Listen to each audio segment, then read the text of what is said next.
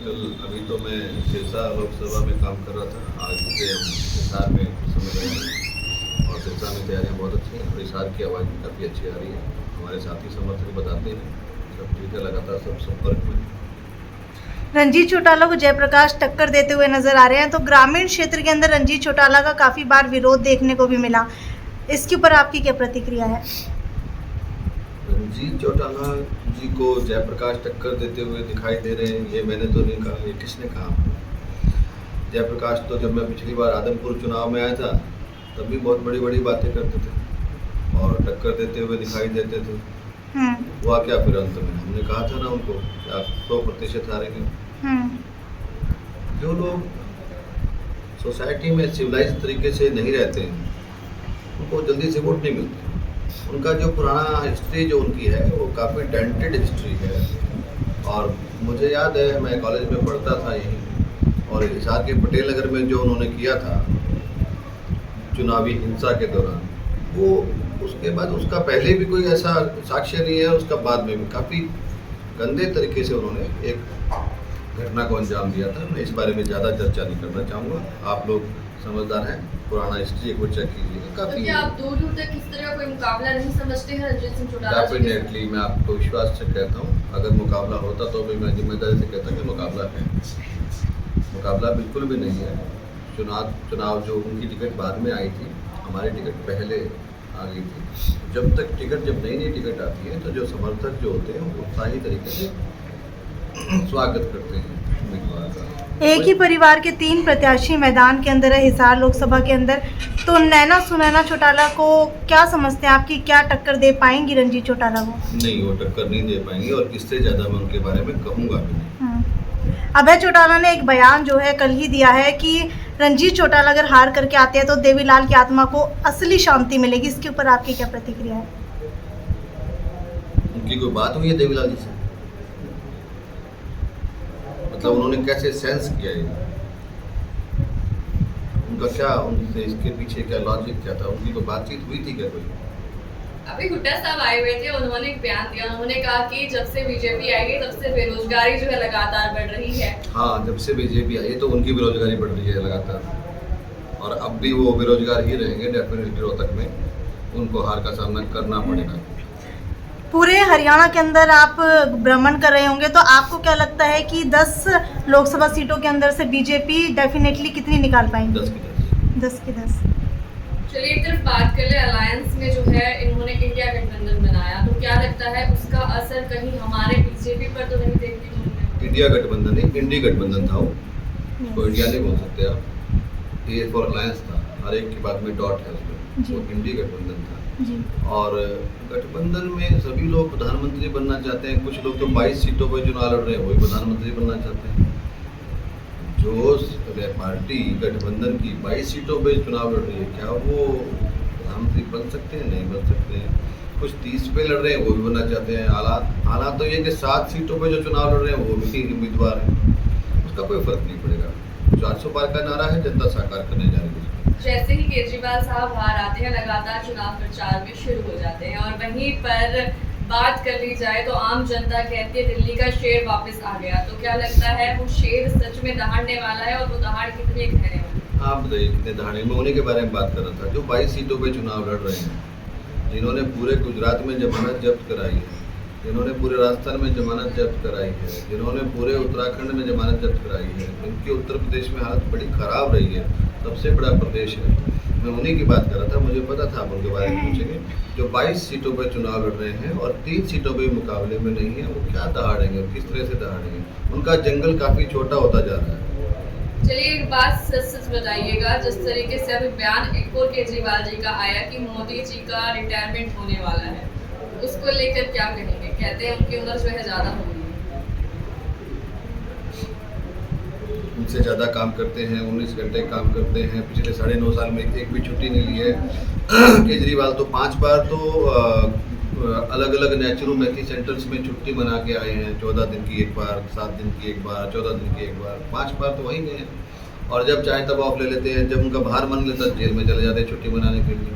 मोदी जी ने 9.5 साल में छुट्टी कोई ली नहीं अब तक, तो लगातार काम करते हैं। आज तक पहले प्रधानमंत्री जिनकी एक दिन की भी छुट्टी नहीं है। पिछले विधानसभा चुनाव के अंदर बीजेपी नारा दे रही थी 70 पार का, 40 के ऊपर सिमट करके रह गई। जयप्रकाश का कहना है कि इस बार 400 पार का नारा दिया जा रहा है, लेकिन 250 के ऊपर तो अभी भी सिमट गई है। जयप्रकाश कहाँ के वो भविष्य वक्ता हो गए? अपना तो देख ले चुनाव, 4 तारीख को शाम को पूछिएगा उनसे। जब पिछली बार मैं चुनाव वो हारे थे, मैं हरा के गया था, तो पहली कॉन्फ्रेंस में प्रदेश अध्यक्ष उदयभान जी और जयप्रकाश जी सिर्फ मेरा नाम ले रहे थे। इस बार कहना कि ना ले मेरा नाम, अब कार्यकर्ता सब लोग जुटे हुए हैं। पहले उपचुनाव था, कभी कभी अब तो एक बच्चा बीजेपी का जो है, श्री राम के भक्त जो है, अब गली गली पूछे अपने वोट मांग रहे हैं। और इस बार तो नाम उनकी जो संख्या है नामों की बहुत लंबी फहरिस्त होगी और बता भी नहीं पाएंगे किस वजह से आया।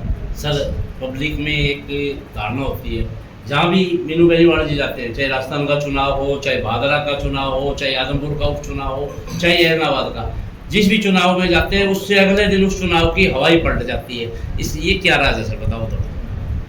मेहनत करते हैं हम। पहले जहाँ जाते हैं उससे पहले उस एरिया की, उस क्षेत्र की रिसर्च करते हैं। ऐसे ही नहीं चले जाते। हमारी टीम पहले जाती है और हम आइडेंटिफाई करते हैं कि कौन कौन लोग हैं जो पॉलिटिकली एक्टिव हैं, सोशली एक्टिव हैं, लेकिन उनको उनकी जहाँ वो हैं वहाँ पर सम्मान पूरा नहीं मिल रहा है। इसके वक्त उनको टच करते ही सबसे पहले ही, जब जैसे हम जाते हैं उनको टच करते हैं तो माहौल अपने आप बन जाता है। जो लोग सोसाइटी में जिनकी वैल्यू है, जो साफ छवि के लोग उनको टच करते हैं, सब कुछ ठीक हो जाता है। यही है तरीका, और कोई अलग स्पेशल तरीका कोई नहीं है। तो छोटे मोटे तरीके जो होते हैं वो आपको फिर 25 तारीख को बताएंगे। विपक्ष कहता है कि आप लोगों के पास एक वॉशिंग मशीन भी है जिसमें काफ़ी लोग धुल जाते हैं। हाँ, वॉशिंग मशीन में काफ़ी लोग धुल चुके हैं। बाकी अभी जो चुनाव हो जाएगा, तीसरी बार जब मोदी सरकार बनेगी, सभी ठग जेल में होंगे और सारे के सारे धुल जाएंगे।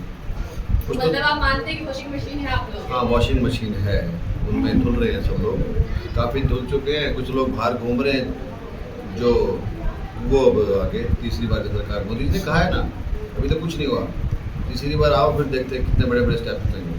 सर, कुछ कमेंट्स आते हैं जब मोदी के बारे में या मोदी जी की कोई या हिसार की कोई वीडियो डाली जाती है रंजीत चौटाला जी की, तो उसमें एक कमेंट आया था कि आप कांग्रेसी को इस तरीके से विरोध करें, पर आपके खुद के 10 में से 6 तो कांग्रेसी ही है। मैं इस तरह की बातों पे कमेंट नहीं कर सकता। नीतिगत व्यवस्था के हिसाब से करिए तो देखो, होता क्या है कि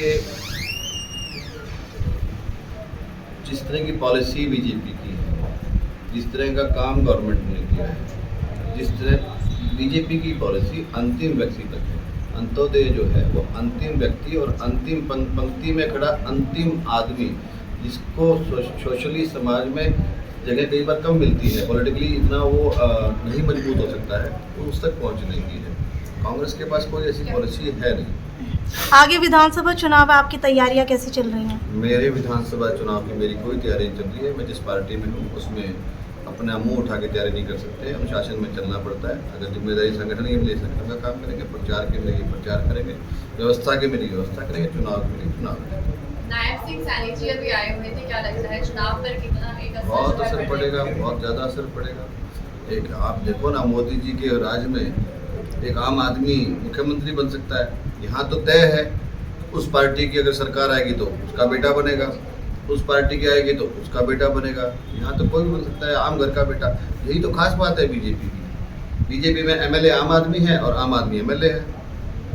पार्टियों को छोड़ के काफी सारे नेता बीजेपी ज्वाइन करते हुए नजर आए। जिस दौरान जिस पार्टी को छोड़कर आए हैं, वहीं पर विपक्ष कहता है कि जब वो हमारी सगेत नहीं हुई तो बीजेपी की सगेत। हर आदमी ऐसे ही कहता है, जो जिस पार्टी को छोड़ता है वो पार्टी, जो पहले वाली पार्टी वाले वैसे ही बोलते हैं। छोड़ के जाता है वो कहता है बेकार पार्टी थी। ये तो उनका आपस का विषय है। इसमें तो ये तो एक तरह का ट्रेंड चला हुआ है। जिस पार्टी में जाएगा उसको अच्छा बताएगा, किसी पार्टी में जाएगा नहीं। तो वो कहते हैं कि वो जब उनके ही सगे नहीं रहे तो आपके कैसे सभी ऐसा कहते हैं। अगर किसी एक पार्टी से दूसरी पार्टी में जाएगा तो पहले वो जिस पार्टी से छोड़ के आएगा वो कहेगा मेरे सगे नहीं रहे।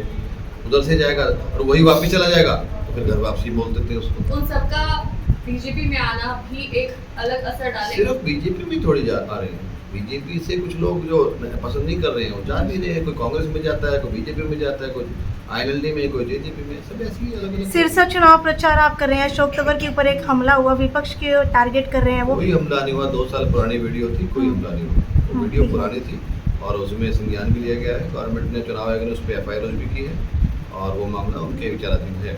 पुराना, दो साल पुराना किसी और नेता के साथ किया हुआ घटना। 25 तारीख बिल्कुल सामने है और अभी कोई मैसेज जो आप आम जनता तक पहुंचाना चाहते हैं या फिर आपके विपक्ष अगर इस वक्त आप ही को लाइव देते हैं? अगर आपको बिना खर्ची पर्ची ईमानदारी से पढ़ने वाले व्यक्ति को, जिसकी कोई सिफारिश नहीं है, उसको अगर नौकरी चाहिए, ये सिस्टम को अगर फॉलो करना है, व्यवस्था को लचर नहीं करना है, वही तरीका के बड़े बड़े लोग आके बंद कमरे में अपने बाप को, अपने बेटे को, पोते को, भांजे को नौकरी लगवाते थे और 20-20 आदमियों को बेवकूफ़ बना के ले जाते थे। कहीं एडवांस रिश्वत ले लिया करते थे, कुछ लोगों को रिश्वत के केस भी चले हैं। उसको अगर आप व्यवस्था को उतारना चाहते हैं, आपको बीजेपी की सरकार की तरफ चलना चाहिए। अगर आप देखो मोदी जी ने क्या किया, संविधान में बाकी सब अधिकार तो थे, मोदी जी ने आपको स्वास्थ्य का अधिकार भी दे दिया। आयुष्मान कार्ड के बाद में आप कहीं भी जाके अपना इलाज करा सकते हैं। गरीब आदमी अब इलाज के लिए नहीं मरेगा, पैसे की कमी की वजह से कुछ नहीं होगा। और 6 जून के बाद जब तीसरी बार सरकार बनेगी तो 70 साल से ऊपर के सब लोग जो है वो आयुष्मान कार्ड के अंदर कवर हो जाएंगे। आप देखिए राशन कहाँ, कितने बुरे समय में, कोविड के समय में घर घर राशन पहुँचाना कोई आसान बात नहीं थी। 81 करोड़ लोगों को संभाला है उन्होंने, पिता की तरह व्यवहार किया उन्होंने देश के लोगों के साथ। अगर आपको वही व्यवहार, वही प्यार, वही सम्मान चाहिए और अंतिम व्यक्ति की पूछ हो, उसको समझें लोग, उनको जाने, तो मोदी जी के साथ चलना चाहिए। और अगर वही पर्ची वाली सरकार चाहिए, जैसे कि नेताजी चुनाव लड़ रहे हैं, कहते हैं हाँ पर्ची तो चलती थी हमारी, तो वो उनकी मर्जी है। एक संविधान को बदलने की बातें भी कही जा रही हैं अगर दोबारा से सरकार आती है तो। संविधान को कोई नहीं बदल सकता, देश के संविधान को कोई नहीं बदल सकता, जहाँ के भी नहीं बदलता, बिन चाहे बदलता, ये सिर्फ बेकार की बात है।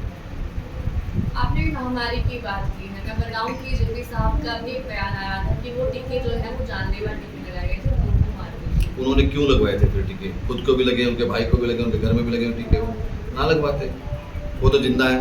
आप पूछो उनसे, उनके पास कोविड सर्टिफिकेट है कि नहीं है? लेकिन कोविशील्ड कंपनी ने खुद ये माना है। उन्होंने नहीं माना है, वो कुछ विशेष केस थे, इंग्लैंड की बात है, वो इंडिया की बात नहीं है। आप जयप्रकाश जी जब आपको मिले तो आप पूछिएगा कि कोविड सर्टिफिकेट है आपके पास, और है तो आप अब तक जिंदा क्यों हैं? ऐसे थोड़ी होता है, इतने बड़े आदमी ऐसी ऐसी बातें करते हैं। पूरे घर को लगे, हम आपको नहीं लगे, सबको लगे हमें, फिर तो पूरा। जेपी साहब कहते हैं 500 रुपये में सिलेंडर देने का काम भी करेंगे अगर उनकी सरकार आ जाती है। तो मोदी जी से क्या उम्मीद लगाई? जेपी साहब सिलेंडर ले लेंगे बाद में, जब वो हार जाएंगे तो सिलेंडर लेना उनको करना क्या? पिछली बार भी सिलेंडर दिया था ना एक, इस बार पूरी सिलेंडर पूरा सब कुछ दे देंगे इकट्ठा सेट उनको, चिंता मत करो आप उनसे पूछना कि उन्होंने पटेल नगर में क्या किया था। क्या आप दोहराएंगे उस घटना को वापस? मैं मेरे मुंह से नहीं बोलना चाहूँगा, इतनी जो गंदी घटना उन्होंने की थी, घृणित चीज़ थी, वो मैं नहीं दोहरा पाऊँगा। नरवाना में उन्होंने क्या किया, ये शरारती और डिफरेंट टाइप के लोग, इनका राजनीति में इनका तो होना ही नहीं चाहिए ऐसे लोगों को। इसको टिकट क्यों दिया है पता नहीं। अभी नैना सिंह चौटाला जी पर भी हमला हुआ, उसमें जेपी जी का नाम आ रहा है, तो क्या लगता है सच्चाई है उसका? बुरी बात, हमला किसी पे भी नहीं होना चाहिए, बुरी बात। पर जेपी तो हमला करने के माहिर ही रहे हैं शायद, पहले वाली बात तो इसी से संबंधित है। बहुत बहुत शुक्रिया। बहुत बहुत धन्यवाद।